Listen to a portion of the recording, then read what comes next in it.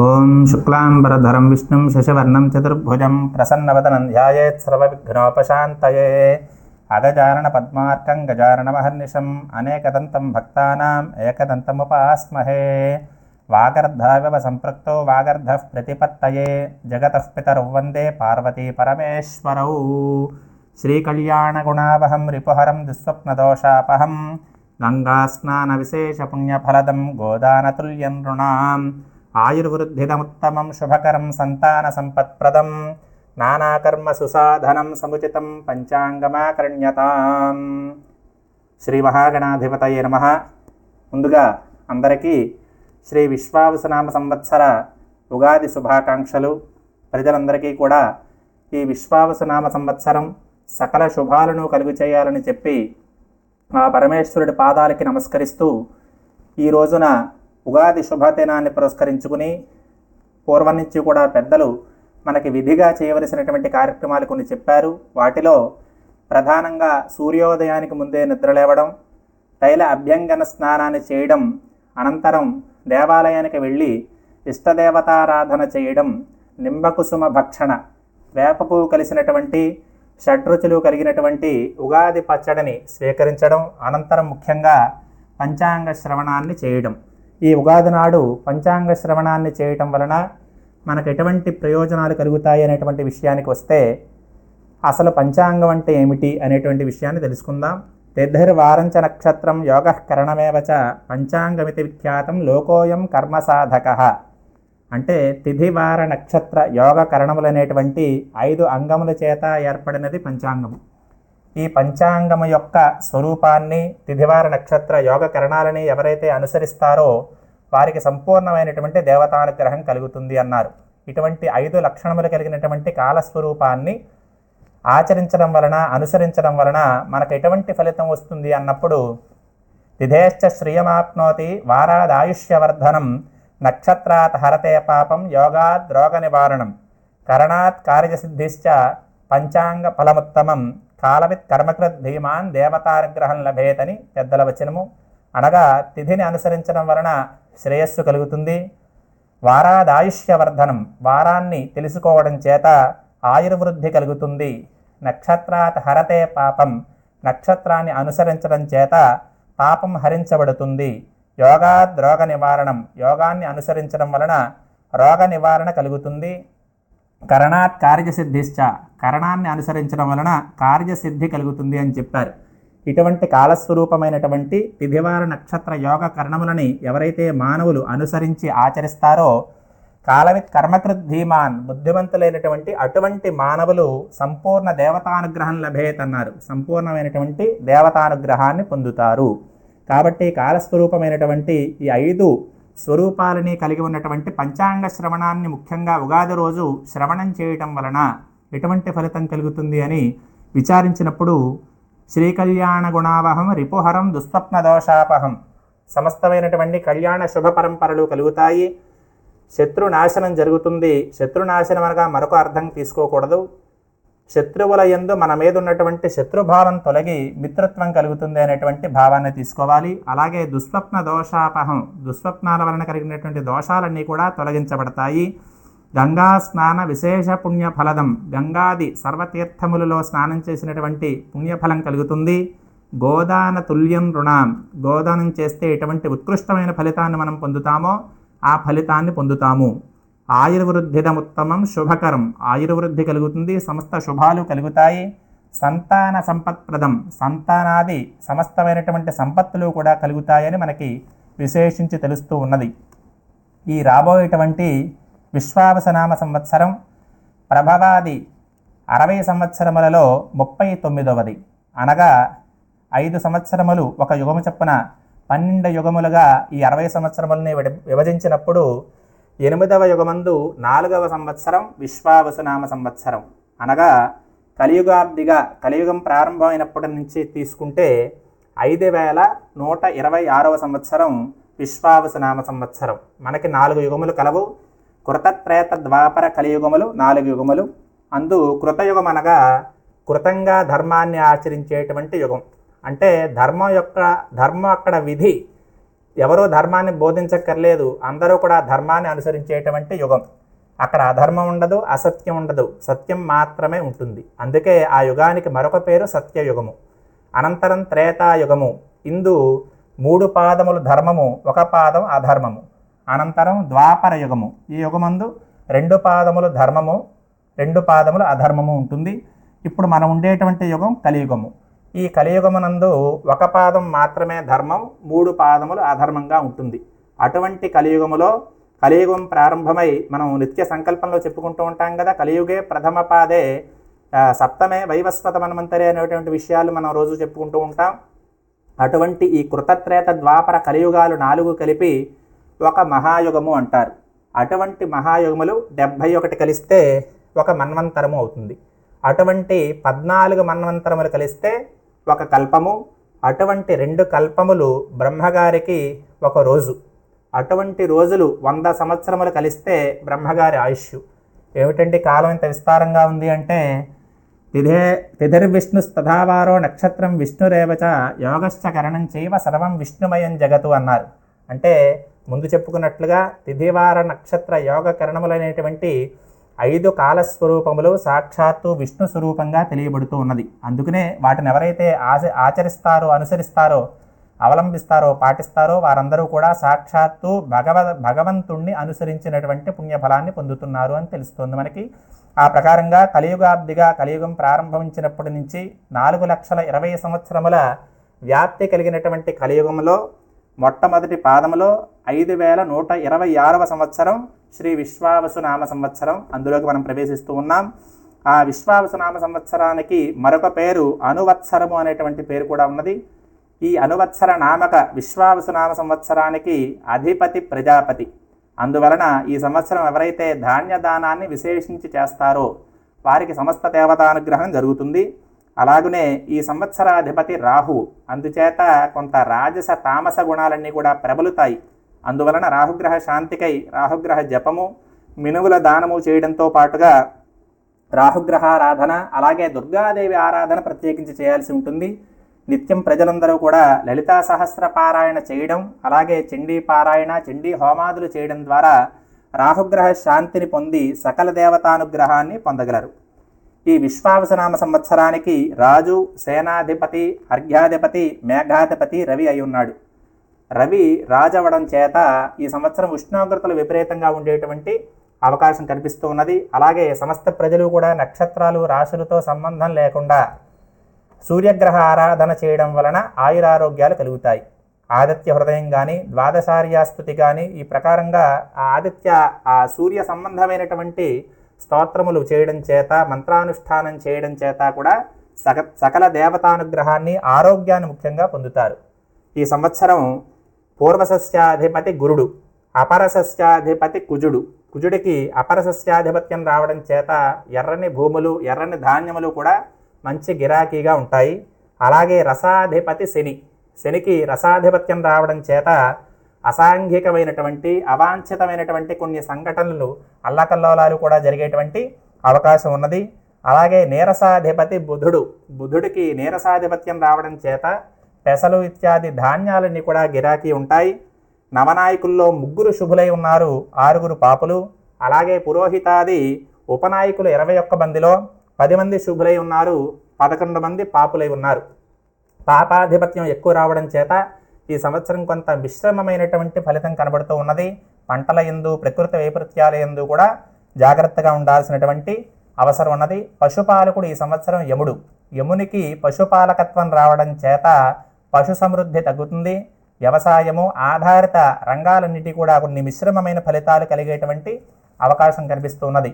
ఈ సంవత్సరం ముఖ్యంగా గురుడు అతిచారాన్ని పొందుతూ ఉన్నాడు. ఈ అతిచారం అనగానేమి? అతిచారం అనగా ఒక గ్రహము నియమిత కాలం కంటే ముందుగానే తదుపరి రాశిలోకి ప్రవేశించడాన్ని అతిచారము అంటారు. ఈ సంవత్సరం గురుడు వృషభ, మిథున, కర్కాటక రాశుల యందు అనువర్తిస్తూ ఉన్నాడు, సంచరిస్తూ ఉన్నాడు. అందుచేత కొంత దేశారిష్ట యోగం సూచితమై ఉన్నది. అలాగే గురుడు అతిచారం అందేటువంటి సమయంలో, అనగా జూలై 13 నుంచి నవంబర్ 28 వరకు శని వక్రగతిని పొందుట, ఒకే సమయంలో ఈ 2 స్వభావాలు జరగడం వలన కొంత దేశారిష్ట యోగం కనపడుతూ ఉన్నది. అల్లకల్లోలంగా కొంత కవ్వింపు చర్యలు శత్రు దేశాల నుంచి సరిహద్దుల్లో కొంత కవ్వింపు చర్యలు ఏర్పడతాయి. అయితే పటిష్టమైనటువంటి సైన్యం కలిగిన మన దేశం పటిష్టమైనటువంటి సైన్య సంపద కలిగినటువంటి మన దేశం ఈ యొక్క కవ్వింపు చర్యల్ని తిప్పికొడుతుంది, దాంట్లో అనుమానం లేదు. అలాగే ఒకానొక సందర్భంలో మహాభారతంలో భీష్ముల వారు చెప్పారు, అతిచార గతే జీవే శనో వక్రత్వమాగతే తం నపశ్యామి రాజేంద్ర యోధరాం ధారయిష్యతి అన్నారు. అంటే ఓ రాజేంద్ర, నేను అతిచారంలో ఉన్న గురుని అదే సమయంలో వక్రించి ఉన్నటువంటి శనిని ఇంతవరకు చూడలేదయ్యా అని చెప్పి భీష్మ పితామహుడు చెప్పి ఉన్నారు. అనగా ఈ సందర్భం కొంత అరుదుగా వస్తుందని మనకు తెలుస్తూ ఉన్నది. అలాగే ఈ సంవత్సరం మీనరాశి యందు శని సంచారం వలన కూడా ప్రకృతి వైపరీత్యాలు కలిగేటువంటి అవకాశం ఉన్నది. భూకంపాలు, తుఫాన్లు కలిగేటువంటి అవకాశం కనిపిస్తూ ఉన్నది. మే 18 నుంచి శనికి వ్యయమందు రాహు సంచారం వలన కొంత పంట దిగుబడి తగ్గుతుంది, రైతాంగానికి కొంచెం నష్టాలు వచ్చేటువంటి అవకాశం కూడా ఉన్నది. అసాంఘికమైనటువంటి కార్యక్రమాలు జరుగుతాయి, దొంగతనాలు కూడా ప్రబలుతాయి. అలాగే ఈ సంవత్సరం దేశ గోచారమందు అనేక చతుర్గ్రహ, పంచగ్రహ, షష్టగ్రహ కూటములు కూడా ఏర్పడుతూ ఉన్నాయి. అంటే ఒకే రాశి యందు 3 గ్రహములు, 4 గ్రహములు, 5 గ్రహములు, 6 గ్రహములు ఇలా సమూహంగా ఏర్పడేటువంటి గోచారం కనబడుతూ ఉన్నది. ఈ సమూహాల వలన ఎటువంటి ఫలితం రాబోతోంది అని విచారించినప్పుడు త్రిగ్రహ కూటమి సంభవించినప్పుడు ఒక రాశి యందు దుర్భిక్షం కలుగుతుంది. చతుర్గ్రహ కూటమి వలన రోగములు ప్రబలుతాయి, అంటు రోగములు ప్రబలుతూ ఉంటాయి. పంచగ్రహ కూటమి వలన దుర్భిక్షం కలుగుతుంది, ఆహార ధాన్యాల కొరత ఏర్పడేటువంటి అవకాశం ఉంటుంది. షష్టగ్రహ కూటమి ఒక రాశి నందు ఏర్పడడం వలన రాజకీయ ప్రముఖులకు కానీ, లౌకికమైన వ్యవహారములందు ప్రముఖులకు కానీ హాని కలిగేటువంటి అవకాశం కనిపిస్తూ ఉన్నది. అయితే ఈ షష్టగ్రహ కూటమి ఏ రాశి యందు, ఏ క్షేత్రమందు సంభవించినప్పుడు ఏం ఫలితం వస్తుంది అని విచారణ జరిపినప్పుడు రవిక్షేత్రే అనావృష్టి, చంద్రక్షేత్రే జలాగమ, కుజక్షేత్రే భవేద్యుద్ధం, బుధక్షేత్రే వాయుపీడనం, ఆరోగ్యంచ గురుక్షేత్రే, భృగుక్షేత్రే జలాగమ, శనిక్షేత్రే భవేద్వ్యాధి, గ్రహాణం కూటజం ఫలం అన్నారు. అంటే ఈ శాస్త్రవచనాన్ని అనుసరించి ఈ సంవత్సరం మీనరాశిలో షష్టగ్రహ కూటమి ఏర్పడుతూ ఉన్నది కాబట్టి గురుక్షేత్రమైనటువంటి మీనంలో ఈ షష్టగ్రహ కూటమి ఏర్పడుతూ ఉండడం వలన కొంత అరిష్టాలు తక్కువగా ఉండేటువంటి శుభ పరిణామం కలుగుతూ ఉన్నది. ఈ సంవత్సరం ఉగాది నుంచి జూలై నెలాఖరు వరకు కూడా దేశ గోచారమందు అపసవ్య కాల సర్పదోషం కలుగుతూ ఉన్నది. అలాగనే జూలై 28 నుంచి సెప్టెంబర్ 13 వరకు కూడా శని కుజులు పరస్పరం సమసప్తక స్థితిలో ఉండడం వలన అనావృష్టి కలిగి రైతులకు కొంత నష్టపూరితమైనటువంటి వాతావరణం కలిగేటువంటి అవకాశం ఉన్నది. సరిహద్దుల్లో కూడా కొంత శత్రు దేశాల కవ్వింపు చర్యలు పెరుగుతాయి, సమర్థంగా ఎదుర్కోవాల్సి వస్తుంది. అలాగే దేశ ప్రజల యందు అంతర్గత కలహములు ఏర్పడేటువంటి అవకాశం కూడా కొంత కనిపిస్తూ ఉన్నది. మొత్తంగా ఈ సంవత్సరం గ్రహణముల గురించి విచారించినప్పుడు 7/9/2020 తేదీ 7/9/2025 తేదీ భాద్రపద పౌర్ణమి నాడు ఆదివారం రాత్రి 9:50 రాహుగ్రస్త సంపూర్ణ చంద్రగ్రహణం ఏర్పడుతూ ఉన్నది. ఈ చంద్రగ్రహణము శతభిష పూర్వభాద్ర నక్షత్రముల యందు కుంభరాశి యందు సంభవిస్తూ ఉండడం చేత శతభిష నక్షత్రం వారు, పూర్వభాద్ర నక్షత్రం వారు ఈ గ్రహణాన్ని చూడకూడదు. మరుసటి రోజు యథావిధిగా గ్రహణ శాంతిని జరుపుకోవాలి. గ్రహణ ప్రారంభ కాలము రాత్రి 9:50, అంత్యకాలము రాత్రి 1:31 అనగా ఆద్యంత పుణ్యకాలము 3:41 అన్నమాట. అలాగే ఈ సంవత్సరం గ్రస్తోదయ సంపూర్ణ చంద్రగ్రహణం కూడా ఉన్నది. 3/3/2026 ఫాల్గుణ పౌర్ణమి మంగళవారం గ్రస్తోదక సంపూర్ణ చంద్రగ్రహణం ఏర్పడుతూ ఉన్నది. ఈ చంద్రగ్రహణము పుబ్బా నక్షత్రం సింహరాశి యందు సంభవిస్తూ ఉన్నది కాబట్టి పుబ్బా నక్షత్రం వారు ఈ గ్రహణాన్ని చూడకూడదు. అలాగే గ్రహణానంతరం మరుసటి రోజు గ్రహణ శాంతిని జరుపుకోవాలి. ఈ గ్రహణ స్పర్శాకాలము ప్రారంభకాలము 3 గంటల 20 నుంచి సాయంత్రం 6:47. అయితే చంద్రోదయం సాయంత్రం 6:09 అవుతోంది కాబట్టి పట్టు స్నానం చంద్రోదయానంతరం అనగా 6:09 పట్టు స్నానం చేసి ఆ ఉపాసకులు జప తపాదులు చేయాలి. అలాగే గ్రహణ మోక్షకాలం సాయంత్రం 6:47 అనగా ఆద్యంత పుణ్యకాలం చంద్రోదయం నుంచి ఆఖరి వరకు 38 నిమిషములుగా తెలుస్తూ ఉన్నది. నిత్య భోజన ఆబ్దికాలు గ్రహణ మోక్షానంతరం జరుపుకోవాలి. అలాగే మకర సంక్రమణాన్ని విచారించినప్పుడు పుష్యబహుళ ద్వాదశి అయినటువంటి 14/1/2026 జనవరి 14వ తేదీ రాత్రి 8:55 రవి మకర రాశి యందు ప్రవేశిస్తున్నాడు. మకర సంక్రమణ తేదీ జనవరి 14 పుష్యబహుళ ద్వాదశి. అలాగే శుక్ర గురు మౌఢ్యములు విచారించినప్పుడు 10/6/2025 జ్యేష్ఠ పౌర్ణమి మంగళవారం రాత్రి 2:37 పశ్చాదస్తమిత గురుమౌఢ్యం ప్రారంభమవుతున్నది. అక్కడి నుంచి 8/7/2025 ఆషాఢ శుద్ధ త్రయోదశి మంగళవారం పగలు 3:18 ప్రాగుదిత గురుమౌఢ్యమి త్యాగం అవుతూ ఉన్నది. అనగా ఈ మధ్యకాలంలో గురుమౌఢ్యమి జరుగుతూ ఉంటుంది. అనంతరం శుక్రమౌఢ్యమి విషయానికి వస్తే 30/11/2025 మార్గశిర శుద్ధ దశమి ఆదివారం పగలు 1:58 నుంచి ప్రాగస్తమిత శుక్రమౌఢ్యమి ప్రారంభమవుతున్నది. ఈ మౌఢమి 13/2/2026 మాఘబహుళ ఏకాదశి శుక్రవారం ఉదయం 11:37 పశ్చాదిత శుక్రమౌఢ్యమి త్యాగం అవుతూ ఉన్నది. ఈ గురు శుక్ర మౌఢ్యములలో వివాహాది శుభకార్యాలకి ముహూర్తాలు ఉండవు, గమనించుకోగలరు. అలాగే ఈ సంవత్సరం సరస్వతీ నదీ పుష్కర నిర్ణయం మే 14 వైశాఖ బహుళ విదియ బుధవారం రాత్రి 10:35 దేవగురువైనటువంటి బృహస్పతి మిథున రాశి యందు ప్రవేశిస్తూ ఉన్నారు. రాత్రి ప్రవేశం అవుతోంది కాబట్టి పుష్కరాలు సరస్వతీ నదీ పుష్కరాలు 15/5/2025 గురువారం నుంచి 26/5/2025 సోమవారం వరకు 12 రోజుల పాటు సరస్వతీ నదీ పుష్కరాలు జరుగుతాయి.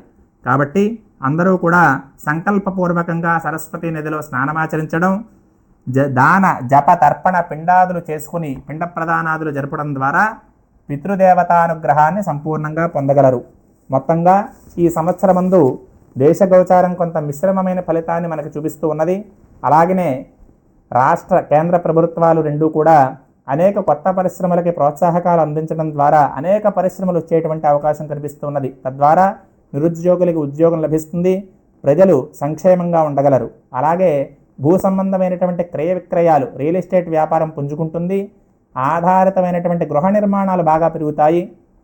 రాష్ట్ర కేంద్ర ప్రభుత్వాల నుండి కూడా అనేక రాయితీలు ఇవ్వడం చేత ఈ గృహ నిర్మాణాలు బాగా పెరుగుతాయి. అనుసరించి ఇసుక, ఇటుక, సిమెంటు, కంకర, అలాగే ఐరన్ సామాగ్రి ఏదైతే ఉన్నదో, గృహ నిర్మాణ వనరులు ఏవైతే ఉన్నాయో అవన్నీ కూడా గిరాకీ పెరిగి అధికమైనటువంటి లాభాల బాటలో వ్యాపారులందరూ కూడా నడిచేటువంటి ఆస్కారం ఉన్నది. సరిహద్దుల్లో కొంత యుద్ధ వాతావరణం నెలకొంటుంది. అయినప్పటికీ విజయవంతంగా తిప్పికొట్టగలరు మన సైన్యం. అలాగే అంతరిక్ష పరిశోధనలు కూడా పెరుగుతాయి. శాస్త్రవేత్తలకి తమ శ్రమకు తగ్గ ప్రోత్సాహకాలు లభిస్తాయి.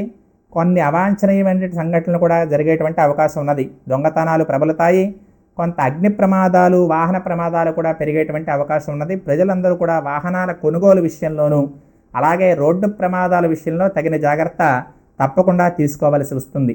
బంగారం, వెండి వ్యాపారాలు ప్రథమార్థంలో బాగున్నప్పటికీ కూడా ద్వితీయార్థంలో కొంత మిశ్రమమైన ఫలితాన్ని కలిగి ఉంటాయి. యముడి పశుపాలకత్వం వలన పాల దిగుబడి తగ్గుతుంది. అనుసరించి డైరీ వ్యాపారాలన్నీ, పాల రేట్లన్నీ కూడా పెరిగి డైరీ వ్యాపారాలు లాభాల బాటలో ఉంటాయి. అలాగే కేంద్ర ప్రభుత్వ చొరవతోటి సోలార్ ప్లాంట్లన్నీ కూడా కొత్తగా విస్తృతంగా విజృంభించి కొత్తగా ఉన్నటువంటి ఆ ప్లాంట్లన్నీ కూడా మరింతగా పెరుగుతాయి. ఆ వ్యాపారం బాగా పుంజుకుంటుంది. అందువలన ఎలక్ట్రిక్ వాహనాలు కూడా బాగా పెరుగుతాయి. కార్లు, అలాగే బైకులవన్నీ కూడా ఎలక్ట్రిక్ వాహనాలు పెరుగుతాయి. ఛార్జింగ్ స్టేషన్లు పెరుగుతాయి. కేంద్ర ప్రభుత్వ రాయితీల ద్వారా సోలార్ ప్లాంట్ల వ్యాపారం కానీ, అలాగే ఎలక్ట్రిక్ వాహనాల ఉత్పాదకత పెరిగి వినియోగం పెరుగుతుంది. ఛార్జింగ్ స్టేషన్లు పెరుగుతాయి. తద్వారా ఆ యొక్క రంగంలో ఉన్నటువంటి వారికి లాభాలు కలిగేటువంటి అవకాశం కనబడుతున్నది. సినీ పరిశ్రమ అంతకంతకు పెరిగి మరింత విస్తృతమైనటువంటి స్థాయికి వెళుతుంది. అలాగే కొత్తగా వచ్చేటువంటి దర్శక నిర్మాతలు, నటీనటులు, గాయని గాయకులకి మరింత ప్రోత్సాహకం లభిస్తుంది. విస్తృతమైనటువంటి అవకాశాలు లభిస్తాయి. అవకాశాలు తక్కువగా ఉన్నవారు నిరుత్సాహపడకుండా ఈ షార్ట్ ఫిల్మ్లు అవి తీసి దాని ద్వారా అవకాశాలు వారి దగ్గరికి వచ్చేటువంటి దృక్పథాన్ని పెంపొందించుకోవాల్సి వస్తుంది. అలాగే ఆక్వా రంగం బాగా పుంజుకుంటుంది. పౌల్ట్రీ రంగాలవన్నీ కూడా బాగా లాభాల బాటలో పొందేటువంటి అవకాశం కనిపిస్తున్నది. మొత్తంగా దేశగోచారం లాభాలు కలిగేటువంటి ఆస్కారం ఉన్నప్పటికీ కూడా కొంత చెదురుమదురు ఘటనలు, మిశ్రమమైనటువంటి ఫలితాలు కలిగేటువంటి ఆస్కారం ఉంది. కాబట్టి ప్రజాక్షేమానికై కేంద్ర రాష్ట్ర ప్రభుత్వాలు పరిపాలించేటువంటి వారు శ్రీరుద్ర చండీ సుదర్శన యాగములు జరిపించడం, అలాగే ప్రజలందరూ కూడా వ్యక్తిగతమైన గోచారాన్ని అనుసరించి గ్రహశాంతులు పరిహారాలు చేసుకోవడం ద్వారా ఈ విశ్వావసనామ సంవత్సరం సకల దేవతానుగ్రహానికి పొంది సకల శుభాలను పొందగలరు.